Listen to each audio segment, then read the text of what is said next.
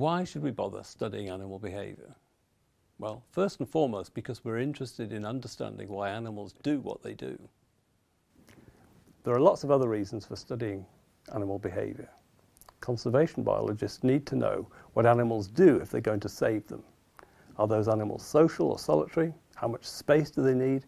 And how many mates do they have? Sometimes you can't predict the outcome of research. Fernando Nottebohm started out being interested in how birds know what to sing.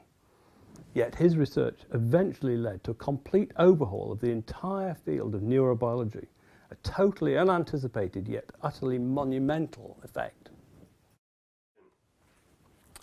And this is the course textbook by John Alcock. The fact that this is in its 9th edition tells you how vast a field animal behaviour is. There's lots of new developments.